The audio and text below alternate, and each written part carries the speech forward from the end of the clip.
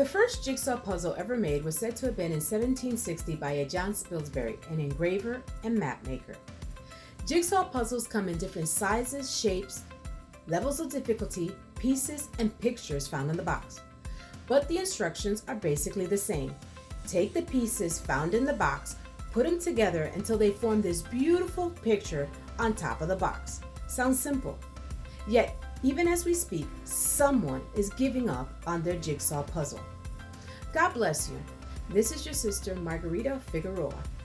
And today's theme is, God, why this puzzle?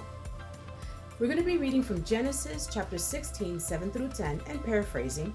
The angel of the Lord says, "Where are you coming from, and where are you going?" "I am running away from my mistress Sarah," Hagar answered. Then the angel of the Lord told her, "Go back and submit." Go back to your mistress and submit. What a hard command to follow. Go back and submit to what made you make the decision to leave in the first place. If you ever had a jigsaw puzzle, you know that the top of the box there's this breathtaking picture. But when you open it, there are random looking pieces that are hard to make heads or tails from. Puzzles represents our lives. The box holder is God, and the picture on the box is the finished product of what God is doing in our lives. Sometimes God allows you to get a glimpse of the picture on the box. Other times we are left with an instructions. Put the pieces together. God made a very special promise to Abraham. Genesis 13 states, "I will make descendants as the dust of the earth." He is to be the father of many nations. God shows Abraham a partial look into the top of the box of the jigsaw puzzle. What a beautiful picture. But when Abraham opens his box, it has many pieces in this puzzle. The instruction from God was simply, trust me, as it is today for our lives. Trust God. The pieces of the puzzle represents the choices we make in our lives or life events. Some pieces are easy to put together. Others can be more challenging. Abraham was promised a great nation, which would require him to have at least one child, but his wife Sarah could have no children. Isn't it very interesting that we can trust a puzzle company to put all the pieces together in the box so that we can finish our puzzle? Yet we have difficulty trusting that God has all the pieces needed to complete His purpose in our lives. "How can I become a leader when I stutter?" was the words that Moses used when he questioned the ability of the creator of his jigsaw puzzle. "God, but why so many pieces? God, why so many trials?" Well, lean not to your own understanding. I remember in my youth trying to put the pieces of the puzzles together and getting frustrated when I could not. So I would try to force the pieces together so that they would work, but it would only add to my frustration. Sarah laughed because she was of a certain age and it seemed impossible to receive God's promise. And instead of letting God do what He had to do, she felt the need to help God.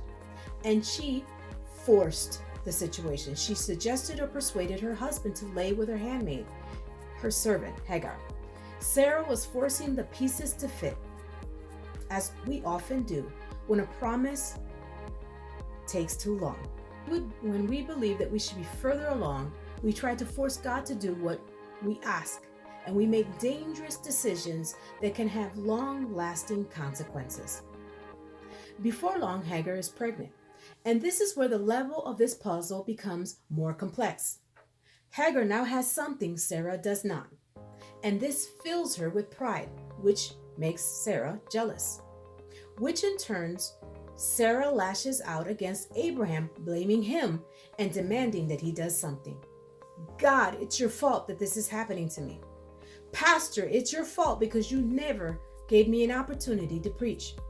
It is your fault because you never gave me the opportunity to take a missionary trip. It's my supervisor's fault because I got fired. Why, God, did you let this happen?" His promise to Abraham sounded great. Yet the reality was that many times Abraham had to make tough decisions that seemed not to align to the picture on the box. Remember when he had to take his son to become a possible sacrifice? Sometimes events in your life will seem not to align up with your calling, but everything has its purpose.